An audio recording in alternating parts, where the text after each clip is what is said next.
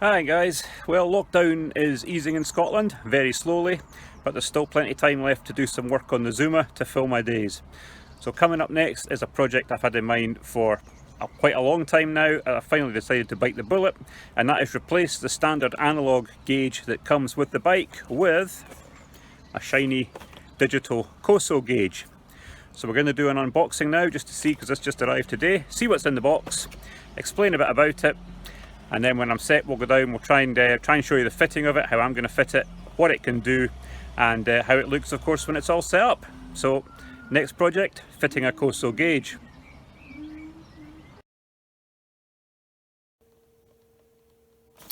So after a bit of hunting around, this is the Koso unit that I decided to pick up. Now there's really two gauges that I was always recommended. One was Koso and the other was Trailtech. Now I think Trailtech is an American company, I'm not sure, I may be wrong there. And originally I was looking at getting one of them from the States, but then a friend of mine put me onto a company called digitalspeedos.co.uk, who are an online supplier for Koso and gauges and other makes too, many of them specifically for motorcycles. Now this is the Koso DL-03SR multifunction gauge. It comes in at $99.95. I've also got an extra thing which I'll show you in a minute to go with it. The postage was about, I don't know, about £5, plus I got a small discount off for ordering off the site. So that was it. It arrived in about 3 days, which, considering we're still in lockdown and the post is not up to its, as fast as it could be, 3 days was great. I mean, I'm used to, when you order things usually for the Zoomer, or they always have to come from abroad, and you can basically just sit down for about a fortnight and forget about it. So to get something in 3 days was a real treat. So anyway, this is the gauge. Now the reason I picked this one is because basically it's a circular gauge, and the gauge that I'm removing, the one that comes with the Zoomer, is a circular gauge too. So it's going to fit nicely into the place. I didn't want anything that looked too out of place or was too big. So it arrived today, I haven't opened it yet, so I'm just going to open it here and see what you actually get. Oh, a bit of plastic there for a start. So first out, I'm probably taking this out completely the wrong way, but there we go. Lots of things. So, first out is the gauge itself, which, as you can see, nice round gauge. It's almost exactly the same size as the one I'm removing off the Zoomer. Simple wiring connections. Well, I say simple, but we'll go over these as we get to them. It'll power off the battery in the bike. I presume it's got an internal battery as well to keep the clock working, that sort of thing. So that's your actual gauge. That's going to sit very nicely. It's all digital. You've got a rev counter around the outside. You'll have speedometer. You can attach, it's got a battery monitor. What do you call it? Battery monitor. It's got a rev counter. So what it's going to actually do is, I've got about 4 separate things on my handlebars at the moment. I've got the rev counter, I've got a little clock, I've got the battery meter. I can't remember the right name for that now, you know what I mean. The voltmeter, and there's something else as well which I've currently forgotten about. But basically, this will replace all of those things. So I'm going to be able to tidy up the handlebars, remove all these little gadgets and things I've got stuck all over the place, and this will do all the jobs. So it should look really nice when it's set up, and just make the bike look a little bit more streamlined up front without my bits and pieces stuck all over it. Oh, yeah, GPS with everything, but I don't need that now. Now, this attaches to the speedo on the bike. Now, you can get a GPS attachment for this if you want to do away with the speedo on the bike wheel completely, but that's another £90, so I didn't fancy that. What you'll need to buy is a universal adapter. This is £24.95, which just basically connects into the top of the speedo cable and then plugs directly into the Koso unit. Nice and simple. So that will be using the speedo cable and the speedo, that's little sensor that's in the front wheel of the bike anyway.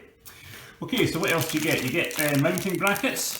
Now I'm going to have to take off the Zoomer one and just see how I'm going to fit it. I'll probably be using these in some way, but I need to just see how it's actually going to fit in and how we're going to work the connector pins and things. But it'll probably go something like this, and the unit fits on there. But we'll come to that. That's a small matter. We have these things here. I'm not really sure what they are. I'll come back to them. This, I think, is to do with this is the sensor if you for the speedometer, if you're not connecting it directly to the speedometer you have. So I think that's what that is. I don't think we'll be using that. We might, you never know. Now it sends these Scotch connectors for wiring. Personally, nobody likes these that I know about. They're very easy to use, but they're not overly reliable. So we're not going to use these. What I'm going to do is get some of the Giboschi connectors that I used for wiring in the iMac, and I'm going to wire it in properly with those rather than these things. But I mean, if you like these, they are very easy to use, and you know, if you're a, you know, maybe easier if you're a bit of a layman. I mean, I'm a layman, but I've done a bit of wiring before, so I know roughly what I'm doing. So I'm not going to use these. These are the screws for connecting the unit onto the mounting bracket. A couple of cables. What will they be? What will they be? One of them is probably, that's probably for the rev counter, because that'll just, I would imagine, go round and wrap around the spark plug. Nice and simple. That one, not sure. We'll come back to that one. Then you get instructions, which are all hermetically sealed in here. Let's just open this. Nice little Koso sticker there. You might find a space for that. The instructions are all on the Digital Speedo's website. So this is just how you actually set up the gauge, the various functions. Once it's all up and running, we'll go over all that. And then obviously here you have a list of what should be in the pack, and you have your fitting instructions here. So again, we'll go over all this when it comes to actually installing it. It looks a bit daunting. I actually don't think it is. I think it's going to be pretty easy to fix, to install. There are certain things here that I won't be using. For instance, there's a fuel gauge. Now, there is no fuel gauge on the Zoomer. So there's nothing to connect that to. All the Zoomer has is built into the battery box a fuel low warning light, so I'm not going to change that, that's fine where it is. There's also an engine temperature light which is built into the Zoomer, which again I won't be changing. What I will be doing is probably using the engine light to replace the warning light in the current speedometer, so we'll use that. You can connect up your turn signals, which I'll probably do, high beam, low beam. Oil light, that I don't think will be of any use. Now white neutral light again is not going to be any use to me. It's not a geared bike, so I don't need that. So these are all lights that you could use for other things should you want to, but we'll have a look at that when we come to it. And there you go, you've got your green now, your fuel cable there. So some of these wires are not going to be of any use to me because they just don't work with the Zoomer. But the main thing is we're going to have the speedometer, we're going to have a clock, we're going to have a voltmeter, we're going to have a rev counter, and they're all going to be in the one unit, and it's all going to be digital and hopefully looking quite snazzy. So that's basically what you get in the pack. Hope that's of some interest. What I'm going to do now is very carefully read over the instructions, and then at some point over the next day or two we shall go down to the bike and we shall start the work of removing the old speedometer, and then we'll start fitting this one. So I'll try and give you as close as I can to a wire by wire guide so you can see what I've done. But as I say, it looks pretty straightforward. So this is this stage over. Now we're going to move on to actually putting it on the bike.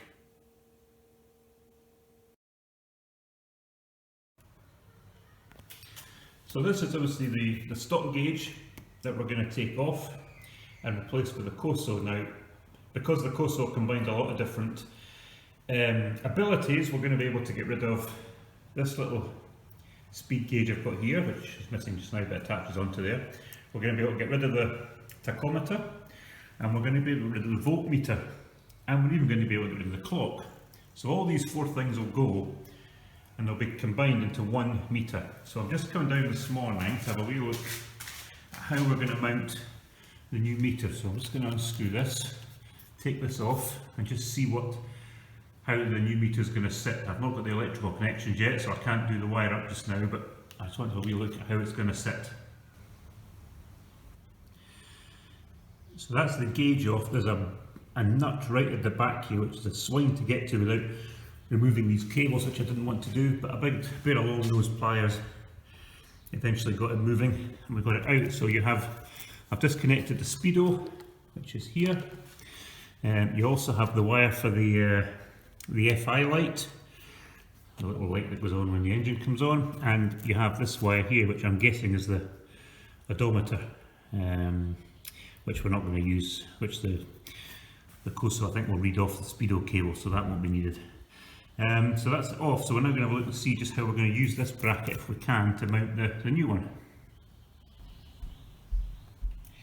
So I think what we're probably going to have to do is adjust this bracket here somewhere, which is fine for the stock gauge. It doesn't really fit this. Now that's the Koso gauge with the fixing bracket on. I think it's going to have to go into that hole down here, so it sits like that. But in order to do that, if you can see, we're going to have to take part of that, I don't know if you can see it, I've got the camera upside down here. Oh, there we go. Part of that back plate off, which, you know, there's no great hassle. A few minutes with a hacksaw we can take that off. So the cables will then be freer to go down.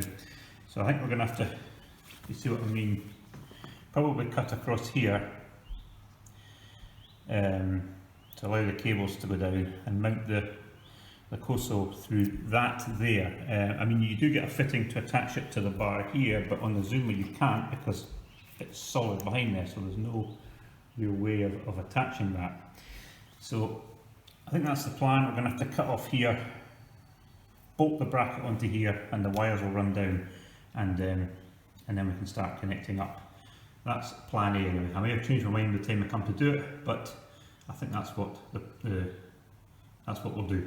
Okay, next stop will hopefully be fitting and wiring. Okay, so this is the last bit of prep work on the unit before we go and fit it.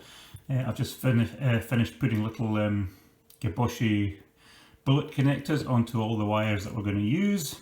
The wires that we're not going to use, I've just taped over. Now, I mean, a couple of these I may be able to use for something else in the future if I had something else on.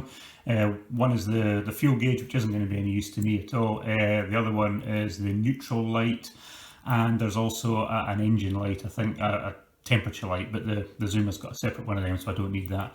So, but you know, the lights might be useful for something in the future, so they're just taped over. The rest all have the connections on ready. This is for the speedo unit, so that's ready to go. I really like these little, I believe they're called Geboshi connectors, Japanese connectors. Now, the reason I like these is because you can actually cheat a bit. You don't actually need a proper tool to do them. A bit of gentle work with a pair of snips and they secure really tightly. And I just like the fact you can actually see what you're doing with them, whereas normal crimps have the hard plastic over them. You can't really see. Sometimes they don't feel very secure. These are really secure because the first bit grips the plastic wire, the second bit folds over and connects with the wire itself. Really good. I like these, and they're cheapest chips to buy, so you know, it's up to you. Eat horses for courses. So that's us wired up here. So now we're going to go down and we're going to start the process of actually fitting the gauge.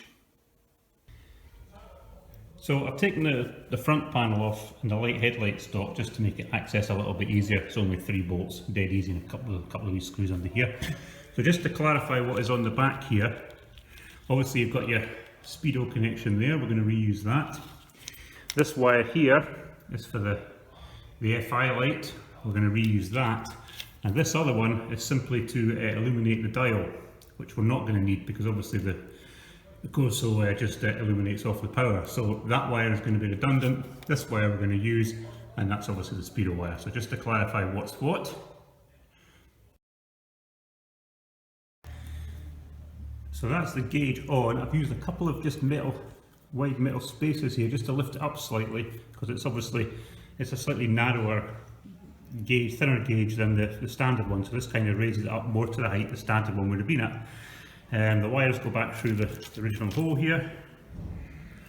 So that's it, bolted onto there, nice and sturdy. Now all I've got to do is wire the whole thing up.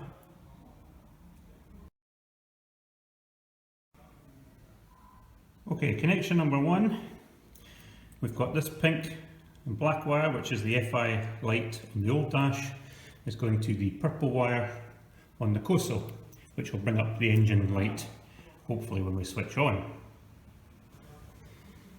Okay, wire 2, that's the black wire from the Koso, is going to a good ground on the bike frame, so I'll just put it up to there. Wire 2.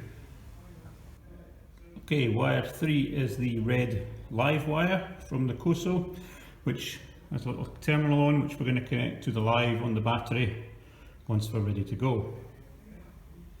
Okay, next one is the yellow and white wire. This is for the voltmeter. Now, because I've already got a voltmeter installed on this, I run mine off the back brake light. Now, there's not much point in putting all this back to normal to run it off a cable that's doing the same thing. So I've just kept it on the back brake light cable that my old voltmeter was on.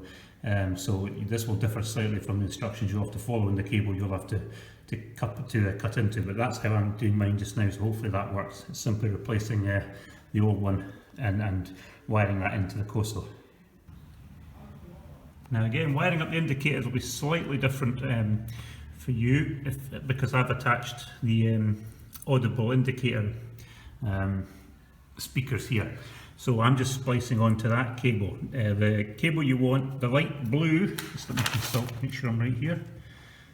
The light blue cable here is the right turn signal you want to attach to, and the orange is the left turn signal. So the light blue, the right turn signal, goes on to the blue, I think it is. The blue on the Koso, so that is that one there. The left turn signal goes on to the orange. So basically it's blue to blue, orange to orange, so that's actually one of the few times the colours are actually logical. So that's the indicators. Okay, next up is the brown red wire off the Koso, and that is going to one of the two rev counter wires. Now I've just gone for the simpler option, which is just the wire that wraps around the spark plug. So basically it just goes from there. I've just trailed it down through here, along under here, in and wrapped around the spark plug 5 or 6 times and tied off. Now there is, I think, one that comes with it that can get attached to the coil if you want to do that. We may do that at a later date, but just for speed and ease, that's the sort of tachometer I've had all before, and it's always worked fine. So that's the red and brown wire. We're getting there. Okay, so final wire by the speedometer, I think. Oh no, I don't even know what that yellow one does. The brown wire here is the wire connect to the DC 12 volt power switch, which is the ignition. Now by testing, this red-green wire seems to be the power switch. Now there's just no room to move here, so I've wrapped the wire around and tape it up. That's going to have to do. Purists will no doubt be screaming in horror, but with a bit of luck it'll hold. So that's the brown wire to the ignition. Okay, the last wire by the speedo that I've got to do is the yellow wire. That's your high beam wire. Now, after some humming and hawing, we think that's coming off the blue wire coming out of the headlight bracket. So the blue wire coming out the headphone bracket goes up to the yellow wire from the Koso, I think. We'll find it when we turn on.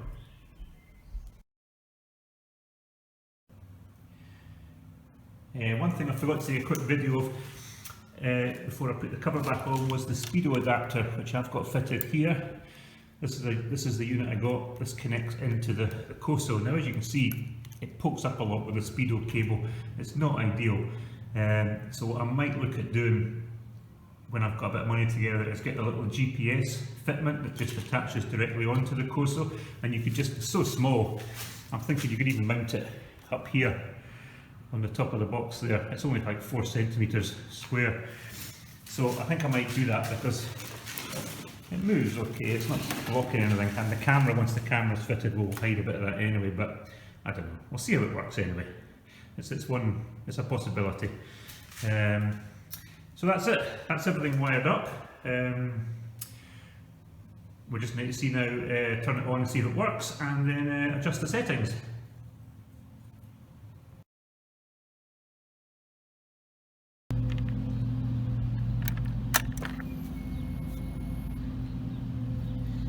So we've set the odometer, changed it to miles per hour, and set the clock. You can scroll through. That's the battery, clock, and once we start it, presumably we'll get the voltmeter around here. I'll fire it up and see what that looks like. Okay, voltmeter, indicator lights, high beam light. Excellent, all working well.